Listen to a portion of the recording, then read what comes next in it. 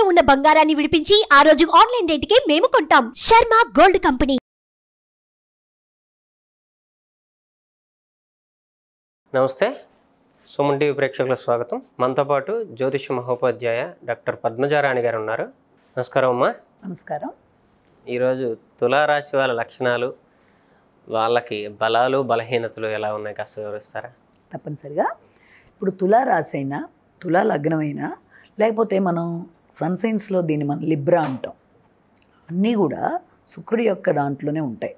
కాబట్టి ఆ లక్షణాలు ఎలా ఉంటాయి, వాళ్ళ యొక్క ఆకృతి కానీ, వాళ్ళ ఆలోచనలు కానీ, లేకపోతే వాళ్ళ యొక్క సంఘంలో వాళ్ళ యొక్క విధానాలు కానీ అసలు ఎలా ఉంటాయి, వాళ్ళ ఆరోగ్య విషయాలు మొదలైనవన్నీ కూడా మనం చూసినట్లయితే ముఖ్యంగా వీళ్ళు ధర్మబద్ధంగా, న్యాయబద్ధంగా ఎవరిదైనా సరే ఒకే రకంగా వీళ్ళు తీసుకుంటారు. అంటే ధార్మిక వ్యవహారాల్లో కానీ, నిత్య వ్యవహారాల్లో కానీ వాళ్ళ మానసిక పరిస్థితి ఎలా ఉంటుంది అంటే, తన ఇంట్లోనైనా బయటైనా ఒక విషయం అంటూ వస్తే దాన్ని చాలా న్యాయబద్ధంగా వాళ్ళు సాల్వ్ చేయాలనుకుంటారు. అంటే ఒకరికొక రూల్ ఒక్కొక్కళ్ళ రూల్లా కాదు, ఏదైనా సమానమే అనేది ఫస్ట్ వాళ్ళ ఫండమెంటల్ పాయింట్.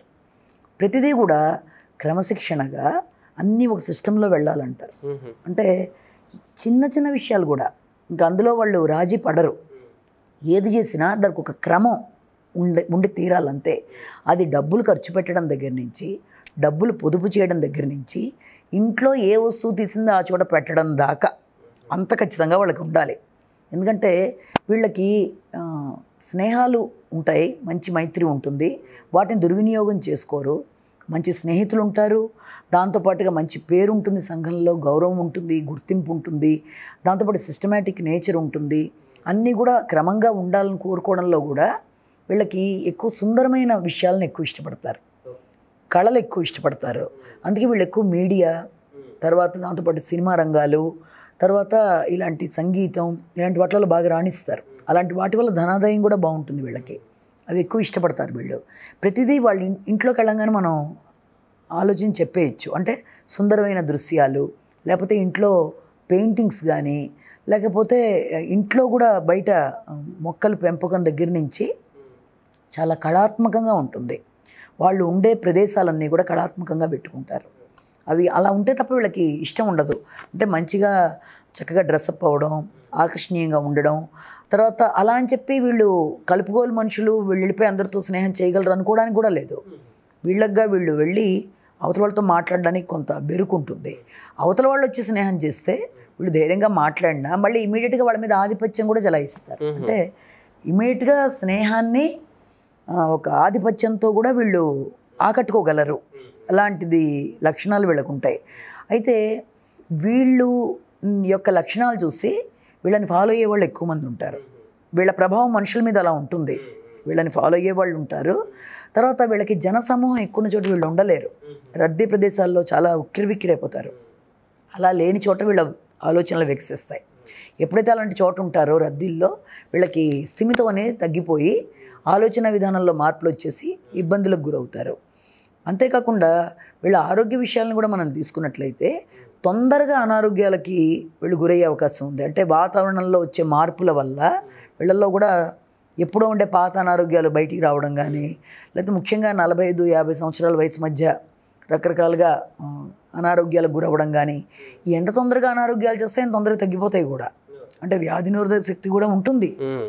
అయినప్పటికీ అతి ప్రధానంగా ఏంటంటే వాతావరణానికి సంబంధించిన అనారోగ్యాలు, లేకపోతే ఏదైనా సీజనల్ ప్రాబ్లమ్స్ తొందరగా వచ్చే అవకాశాలు ఉంటాయి వాళ్ళకి. దాంతోపాటుగా ఆధ్యాత్మికత, దాంతోపాటు ప్రయాణాలు ఎక్కువ ఇష్టపడుతూ ఉంటారు. వీళ్ళు హాస్యంగా ఉండరు, కానీ వీళ్ళకి హాస్యాన్ని ఎక్కువ ఇష్టపడతారు. అంటే సరౌండింగ్స్లో ఎక్కువ కామెడీ ఇలాంటి వాటిని ఇష్టపడడం, ఇలాంటి స్నేహాలని, మనుషులని, ఇలాంటి పరిస్థితులని వీళ్ళు చాలా ఎక్కువగా ఇష్టపడుతూ ఉంటారు. అలాగే ఖర్చు విషయంలో కూడా వీళ్ళు ఏంటంటే సిస్టమేటిక్గా ఉంటారని చెప్పాను కదా. ప్రతిదీ ఇక్కడ తీసిన వస్తువు ఇక్కడ పెట్టాలి, దాంట్లో క్రమం తప్పకూడదు. ధనం వ్యయం, ధన సంపాదనలోనూ అలాగే ఉండి ఏదైనా కార్యక్రమం మొదలుపెట్టినప్పుడు ఎవరు నా వ్యక్తిని నమ్మి మొదలు పెడితే అందులో ఏదైనా తేడా కనుక వస్తే ఆ కార్యక్రమాన్ని, ఆ మనిషిని కూడా వదిలిపెట్టేస్తారు.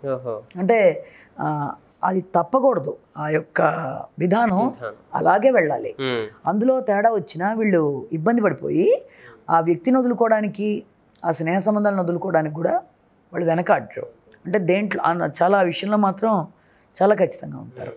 ఏదైనా వాళ్ళతో ఆ విషయంలో మాత్రం జాగ్రత్తగా ఉండాలి. అంటే అలాంటివి నచ్చవు.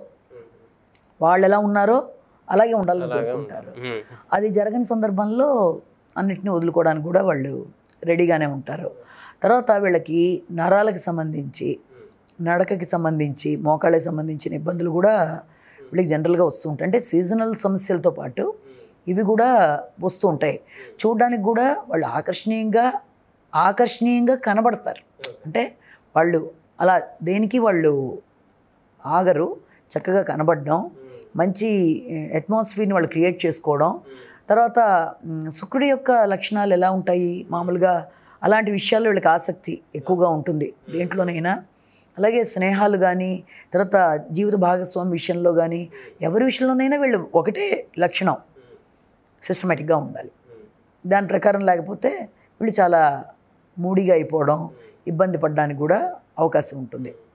తర్వాత వృత్తుల్లో అస్తమానం మారుతూ ఉంటారు. అది వాళ్ళ యొక్క పెద్ద బలహీనత. వీళ్ళు కనుక 30 ఏళ్ల లోపల మంచి వృత్తిలో స్థిరపడకపోతే ఇబ్బంది పడతారు. వృత్తిలో రకరకాలుగా మార్పుల వల్ల ఆదాయం పెరుగుతుంది అన్న భావనతో వీళ్ళు చేయడం వల్ల కూడా కొన్నిసార్లు నష్టపోతారు. అంటే తరచూ వృత్తులు మారడం అనేది కూడా వీళ్ళ దాంట్లో ఉంటుంది, కానీ అదంత ఇది కాదు. అలాగే ఎండ ఒకటి వీళ్ళకి ఇబ్బంది పెడుతుంది. ఎండకి సంబంధించిన విషయాలు అంటే స్కిన్ ప్రాబ్లమ్స్, స్కిన్ ర్యాషెస్ రావడం లాంటివి, ఇవి తొందరగా సన్ బర్న్స్ లాంటివి, ఇలాంటి వాటికి అవకాశం ఎక్కువ ఉంటుంది. ప్రతి విషయాన్ని త్రాసు ఎలాగైతే వేసి మనం కరెక్ట్గా చూస్తామో అలా కొలుస్తారు వాళ్ళు. ప్రతి విషయంలోనూ న్యాయం, ధర్మం, మంచి చెడు, లేకపోతే ఇది చేస్తున్నాను, ఈ వృత్తిలో ఉన్నాను, ఇది అన్నీ అలాగా. అవన్నీ కొన్నిసార్లు బాగుంటాయి, కానీ కొన్నిసార్లు వాళ్ళకి ఆశించినట్టుగా లేకపోవడం వల్ల వాళ్ళు చికాకులకి లోనవుతారు. కాబట్టి వీలైనంతవరకు ఏంటంటే వాళ్ళు ఒకళ్ళ మైత్రిని వాళ్ళు మిస్యూజ్ చేసుకోరు. అలా ఎవరన్నా చేసుకుంటున్నట్టుగా కనబడినా దాన్ని కూడా వాళ్ళు వదిలేసి ముందుకు వెళ్ళిపోతారు. అన్నీ చక్కగా కళాత్మకంగా వాళ్ళు చేసే వృత్తిలో కూడా వాళ్ళు కళాత్మకతకి ఇష్టపడతారు. అంటే ఆర్కిటెక్చరు, హోమ్ సైన్స్, ఇలాంటి వాటిని, ఫోటోగ్రఫీ, ఇలాంటి వాళ్ళకి చాలా ఎక్కువ ఇష్టం. అంటే వీటిలలో చాలా బాగా రాణిస్తారు. అలాంటి వాటిలలో ఎక్కువ మంది ఉంటారు కూడా వాళ్ళు. అలాగే గృహానికి సంబంధించిన డెకరేషన్స్, ఇల్లు చాలా నీట్గా పెట్టుకోవడం, డెకరేట్ చేసుకోవడం, అలా మంచిగా వాళ్ళు పెట్టుకొని అలాంటి వాతావరణంలో వాళ్ళ మనసు బాగుంటుంది.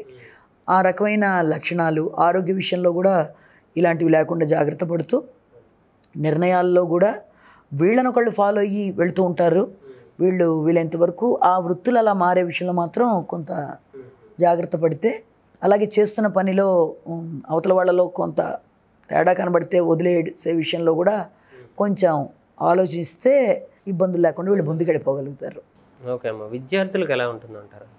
విద్యార్థులకి వాళ్ళు విద్య సమయంలో కనుక ఈ రకంగా ఈ ఆర్కిటెక్చర్కి సంబంధించిన విషయాలు ఇప్పుడు చెప్పాను కదా, ఆర్కిటెక్చర్ కానీ, లేకపోతే హోమ్ సైన్స్, ఆడపిల్లలు అయితే హోమ్ సైన్స్ సంబంధించిన విషయాలు కానీ, లేకపోతే కంప్యూటర్స్కి సంబంధించినవి కానీ, కంప్యూటర్ రంగంలో కానీ, అంటే ఫైనాన్స్కి సంబంధించిన విషయాల్లో కానీ, ఇలాంటి వాటిల్లో, అంటే ఆడపిల్లలు అయితే బ్యూటీకి సంబంధించిన, కళారంగాలకు సంబంధించిన వాటిల్లో కానీ, అంటే యాంకరింగ్లు, లేకపోతే సంగీతం, తర్వాత ఈ లలిత కళలు, వీళ్ళు చాలా బాగా రాణిస్తారు.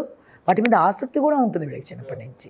కాబట్టి ఆ ఆసక్తిని గమనించి ముందరే వాళ్ళని అటువైపు కనుక పెడితే చాలా మంచిగా రాణించే అవకాశాలు ఉంటాయి వాళ్ళకి. చాలా సంతోషం, చాలా బాగా వివరించారు. ధన్యవాదాలు.